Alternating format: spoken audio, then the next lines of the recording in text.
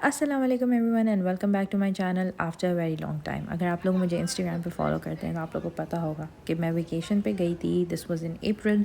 Back in April मुझे time नहीं मिल रहा था, मैंने बहुत सारी वीडियोस रिकॉर्ड की हैं। सो आज मैं थोड़ा सा बैठ के एक पार्ट 1 टाइप डाल रही हूँ व्लॉग का। सो हम गए थे पुंता काना फ्रॉम कैनेडा। हम गए थे अप्रैल 12 to 17। बहुत गर्मी थी। ये हमारा होटल का पूरा लॉबी एरिया है।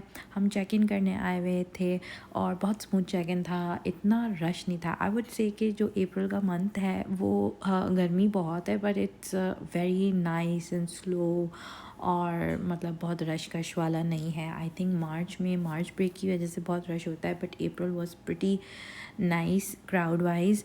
और ये जो हम रिज़ॉर्ट में रह रहे थे ये फैमिली फ्रेंडली रिज़ॉर्ट था। बहुत सारी फैमिलीज़ आई हुई थी, बच्चों की बहुत सारी एक्टिविटीज़ थी। हमें वेलकम ड्रिंक से उन्होंने वेलकम किया था जब हम लोग वेट कर रहे थे फॉर आवर चेक इन।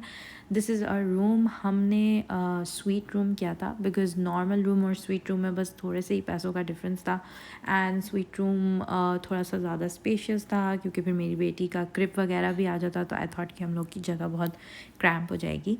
सो ये देखें, ये हमारा पूरा बीच व्यू था रूम के साथ और बहुत ही खूबसूरत बीच है यहाँ का। अभी मैं आपको आगे जाके पूरा बीच भी दिखाऊंगी but other than that this was the room. Resort में बहुत सारी एक्टिविटीज़ थी। हम थोड़ा सा रेस्ट वगैरह करके सबसे पहले शाम में हम निकले थे बोलिंग करने।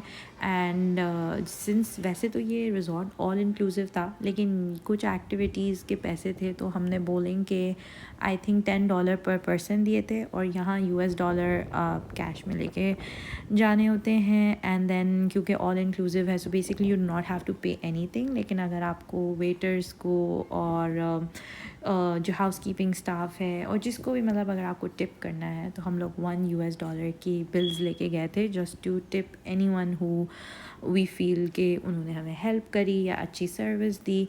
तो ये हमारे रिज़ॉर्ट की कॉफ़ी शॉप है।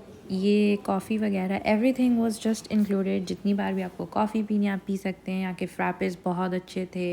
ये पूरा कॉफ़ी शॉप है। Even there was an ice cream shop जो इस टाइम पे बंद थी। लेकिन मैं आगे जाके आपको वो भी दिखाऊंगी। तो आइसक्रीम शॉप भी थी और बहुत मज़े की आइसक्रीम थी but the weather was very very hot. तो ये लॉबी से मैं अपने रूम की तरफ वॉक कर रही हूँ। सो बेसिकली हमारे रिज़ॉर्ट में 3-4 बिल्डिंग्स थी एंड अच्छी खासी वॉक थी बट बहुत प्लेजेंट वॉक थी बिकॉज़ ये वाइल्ड लाइफ भी थी और मतलब इस तरह से बर्ड्स और पूरा बहुत अच्छा सा इन्होंने मेंटेन किए हुए grounds. Very nice resort and I wouldn't say कि बहुत ह्यूज नहीं है बट इतना था कि मतलब सही था। मैं स्ट्रॉलर वगैरह के साथ अपनी बेटी के साथ अक्सर निकल जाती थी, इतनी वॉक नहीं लगती थी। आई थिंक जो बहुत बड़े बड़े रिज़ॉर्ट्स होते हैं उसके लिए फिर आपको बगी लेना ही ज़रूरी होती होगी बट फॉर दिस रिज़ॉर्ट ये इतना बड़ा नहीं था। It was very walkable. आप हर जगह आराम से वॉक करके जा सकते थे and also to enjoy the views. This was beautiful.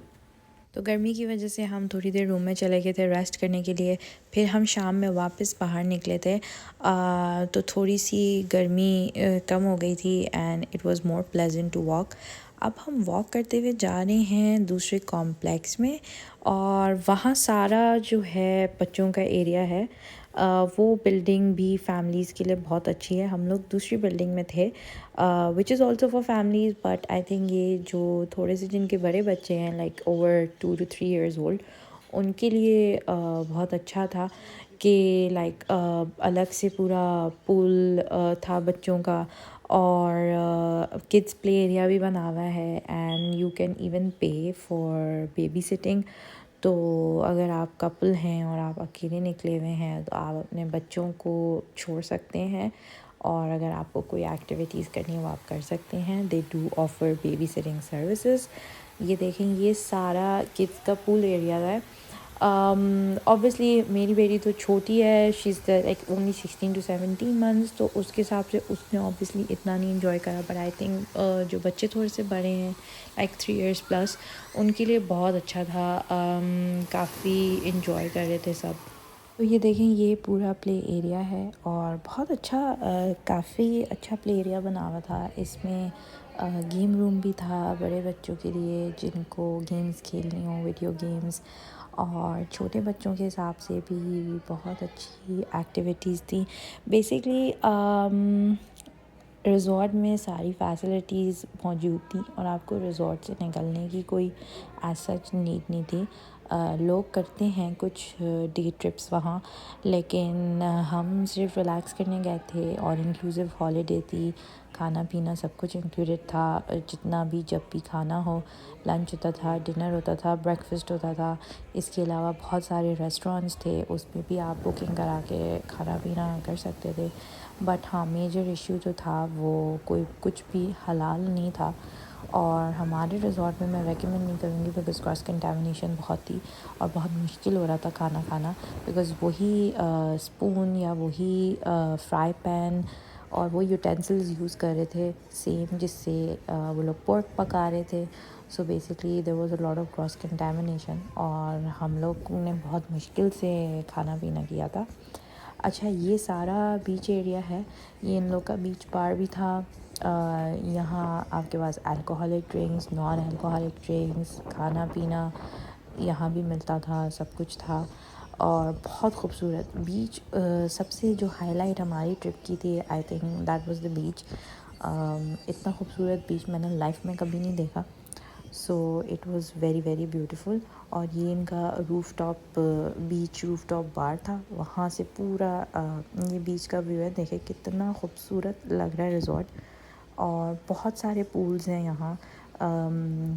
Stay tune for part 2 और उसमें मैं आपको और एरियाज़ दिखाऊंगी रिज़ॉर्ट के, इंक्लूडिंग द पूल्स। उम्मीद है आपको मेरा व्लॉग अच्छा लगा होगा। अगर आपने मेरे चैनल को सब्सक्राइब नहीं किया है तो प्लीज़ सब्सक्राइब कर दें and stay tune for part 2।